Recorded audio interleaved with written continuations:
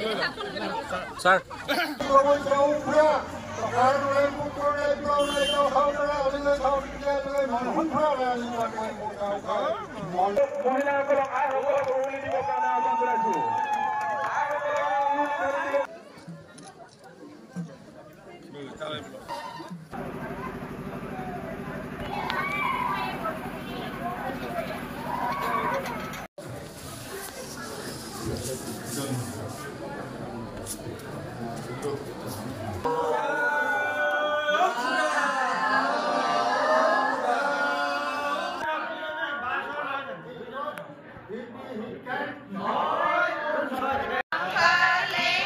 আৰু লগতে এখন ক্লাছো প্ৰদান কৰিব আমাৰ ফাৰ্ষ্ট প্ৰদান কৰিছে আৰু লগে লগে আমাৰ ডাঙৰীয়া দেৱও প্ৰদান কৰিছে। আমাৰ ঠাই আহোমসকলৰ মতে এই নামঘৰৰ প্ৰতিষ্ঠা আৰু যথেষ্টখিনি কথা কিখিনি কাম কৰিবলৈ গৈ আছে সেইখিনি ইতিমধ্যে তেওঁ বিশ্লেষণ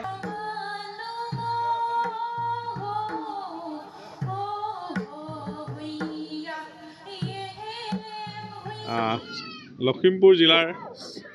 বিহপুৰীয়া সমষ্টিৰ অন্তৰ্গত এই অশোক গাঁও নাৰায়ণপুৰ এটা বৃহৎ অঞ্চলৰ আজি ইয়াতে এটি চাও চেংৰেং অৰ্থাৎ টাইসকলৰ ধৰ্মীয় মন্দিৰ বুলি কওঁ যিটো নামঘৰ টাই ভাষাত চাও চেংৰেং তাকে আমি অসম চৰকাৰে যোৱাবাৰ 50টা চাও চেংৰেং আমি বিভিন্ন ঠাইত আমি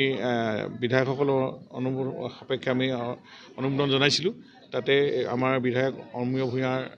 এই অঞ্চলতে এই চেংৰেংটি ইয়াতে প্ৰতিষ্ঠা কৰিলে। আজি পূৰ্ব উদ্বোধনী অনুষ্ঠান 31 তাৰিখে মেডাম মেফিৰ আগমুহূৰ্তত আপোনালোকে জানে যে মেডাম মেফিয়ে এটা পূৰ্বপুৰুষৰ পৰা লোৱা দেশ আৰু জাতিৰ কাৰণে কাম কৰিবলৈ লোৱা এটা আশীৰ্বাদ অনুষ্ঠান। এতিয়া আজি সকলো জাতি জনগোষ্ঠীয়ে এই মেডাম মেফিত অংশগ্ৰহণ কৰে। গতিকে এই অনুষ্ঠানটোৰ লগত সংগতি ৰাখি এনেকৈ উন্মোচনী অনুষ্ঠানত থাকি মই নিজে অভিভূত হৈছোঁ ইয়াৰ ৰাইজৰ যি মৰম চেনেহ আদৰ। আৰু আমি জানো যে 600 বছৰীয়া আহোম ৰাজত্বৰ দিনত বিভিন্ন দৌল দেৱাল মঠ মন্দিৰ নিৰ্মাণ হৈছিল। সেইবিলাকৰ আৰু স্বৰ্গদেউ চাওলুং চুকাফাই আহি যেনে জাতিটো গঠন কৰিলে তাতে আমি এই জাতিটোৰ সকলোকে মিলি এক কৰি যে এটা মহান জাতি গঠন কৰাৰ যিটো প্ৰক্ৰিয়া আজি সকলোৱে এই গ্ৰহণযোগ্য এটা প্ৰক্ৰিয়া। আৰু লগতে আমি এতিয়া এইটো কথাও এইখন চৰকাৰৰ দিনত আমাৰ মুখ্যমন্ত্ৰী ডক্টৰ হিমন্ত বিশ্ব শৰ্মা ডাঙৰীয়াই এই জনগোষ্ঠীটোৱে অকল টাই বুলিয়ে নহয় সকলো জাতি জনগোষ্ঠীৰ উন্নয়নৰ কাৰণে ডেভেলপমেণ্ট কাউন্সিল গঠন কৰিছে, তেওঁলোকক পেকেজ দিছে আৰু লগতে চৰকাৰেও বিভিন্ন পদক্ষেপ গ্ৰহণ কৰিছে। দেখিছে আপোনালোকে আমাৰ অহা 1 তাৰিখে ফেব্ৰুৱাৰী তাৰিখে যিটো ৰংঘৰ বিউটিফিকেশ্যন প্ৰায় 200 কোটি টকাৰ প্ৰজেক্ট 100 কোটি টকাৰ কাম শুভাৰম্ভ কৰিব এতিয়া নিজে আহি। গতিকে এনেধৰণে লাচিতৰ প্ৰতিমূৰ্তি 150 ফুট ওখৰ যোৰহাটৰ পৰা নেশ্যনেল হাইৱে দেখি থাকিব, সেইটো প্ৰধানমন্ত্ৰী নৰেন্দ্ৰ মোদী ডাঙৰীয়াই উন্মোচন কৰাৰ এটা ইতিমধ্যে তাৰিখ সিদ্ধান্ত হৈছে। এনেধৰণৰ বহু কাম আছে। আলাবাৰী ৰণৰ স্মৃতি ৰক্ষা তৰোৱাল এনেধৰণৰ ৰাইজৰ আগত দেখুৱাকৈ আদি কৰি বিভিন্ন ধৰণৰ। গতিকে এইখিনি কাম আমাৰ চৰকাৰৰ দিনতে সম্ভৱ হৈ উঠিছে আৰু সকলো জাতি জনগোষ্ঠীক এক কৰি এই স্বৰ্গদেউ চাওলুং চুকাফাৰ বৃহৎ অসমীয়া সমাজখন গঠনত যি অৰিহণা যোগালে তাক গভৰ্ণমেণ্ট আমাৰ চৰকাৰীভাৱে বিভিন্ন সন্মান জনোৱা হৈছে। লগতে আমি জাতিটোক সংস্কৃতিমান কৰি তোলা প্ৰাণৱন্ত কৰি তোলাৰ ক্ষেত্ৰত আমাৰ যেনেকৈ জগতগুৰু শ্ৰীমন্ত শংকৰদেৱ বা গুৰুজনাৰ কথাও আমি এই মুহূৰ্তত চিন্তা কৰিব লাগিব। শ্ৰীমন্ত শংকৰদেৱ আৰু চুকাফাৰ অবিহনে আমি অসমীয়া জাতিটোৰ প্ৰাণৱন্ত কৰি তোলাৰ কথা আমি চিন্তাই কৰিব নোৱাৰোঁ যেনেধৰণে। আৰু ইয়াৰ উপৰিও বিভিন্ন জাতি জনগোষ্ঠীৰ বীৰসকল আছে, এইসকলক লৈ আজি জাতিটোক এনেকুৱা ধৰণৰ সংস্কৃতিমান তুলিছে আৰু এইটো উত্তম সময় আমি জাতিটোক গঠন কৰা সকলোৱে দেশৰ প্ৰধানমন্ত্ৰী নৰেন্দ্ৰ মোদী ডাঙৰীয়াৰ যি সবকা সাথ সবকা বিকাশ নীতিৰ জৰিয়তে গোটেই ৰাষ্ট্ৰখন উন্নয়নৰ ফালে লৈ যাবলৈ বিচৰা হৈছে বিশ্বগুৰুলৈ। আৰু মুখ্যমন্ত্ৰী ডক্টৰ হিমন্ত বিশ্ব শৰ্মাৰ তৎপৰতাত তেওঁ দিনে ৰাতিয়ে এক কৰি আজি গোটেই জাতিটোক আজি এই 2.5 বছৰতে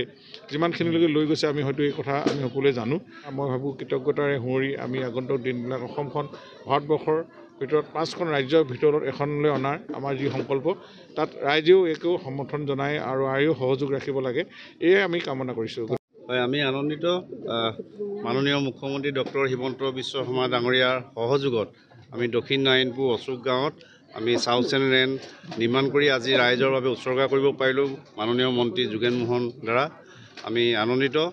আৰু আমি আশা ৰাখিছোঁ যাতে আহি থকা দিনত আমাৰ সমষ্টি কেইবাটা স্থানতো আৰু আৱশ্যক আছে, সেই কথাও আমি দোহাৰিছোঁ গতিকে এই বৰ্ষত আমি অন্যান্য থানতো চাউথ ৰেন আমি নিৰ্মাণ কৰিম আৰু আমাৰ তৰফৰ পৰা 10খন আজি বাছ আমি আগবঢ়াইছোঁ ৰাইজে যেতিয়াই আমাৰ মৈদাম চাবৰ কাৰণে ৰংঘৰ চাবৰ কাৰণে যায় তেতিয়া তেওঁলোকে ফেব্ৰুৱাৰী মাহত এই যাত্ৰা হ'ব আমি সকলো জাতি জনগোষ্ঠীৰ মাজতে আমি সমন্বয় বিচাৰোঁ তেনেকৈ আমি দেউৰী ৰাইজৰ কাৰণেও বা আমাৰ আদিবাসীৰ কাৰণেও বা কাৰ্বিৰ বাবেও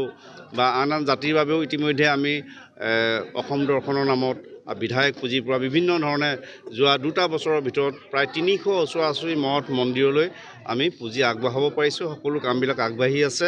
আৰু অনাগত দিনত আমি সকলোকে সামৰি এখন ধুনীয়া তেনেকুৱা আধ্যাত্মিক থলী তেনেকুৱা বীৰ ভূমি হিচাপে নিৰ্মাণ কৰিবৰ বাবে কাম কৰি আছোঁ আপোনালোকক মই আনন্দই জনাওঁ আমি মহাবীৰ লাচিত বৰফুকনক বিশ্ববীৰ কৰিবৰ কাৰণে যি প্ৰয়াস তেখেতক আমি শ্ৰদ্ধা জনাবৰ বাবে শিমলুগুৰিত ইতিমধ্যে আমি লাচিতৰ প্ৰতিমূৰ্তি স্থাপনৰ প্ৰক্ৰিয়া সম্পূৰ্ণ হৈছে আমি অচিৰে মুকলি কৰিম ৰঙতি পুখুৰীৰ পাৰত আমি চাউলুং চুকাফা শ্ৰদ্ধাঞ্জলি থলী আমি নিৰ্মাণ কৰি আছোঁ তাতো প্ৰতিমূৰ্তি আমাৰ স্থাপনৰ কাম সম্পূৰ্ণ হৈছে অচিৰে মুকলি কৰিব পাৰিম যাতে ভৱিষ্যতে বিহপুৰীয়া সমষ্টিটো পুণ্যভূমিৰ লগে লগে বীৰভূমিও যাতে হয় সেই প্ৰয়াস আমি চলাই আছোঁ আৰু ৰাইজৰ সহযোগিতা বিচাৰিছোঁ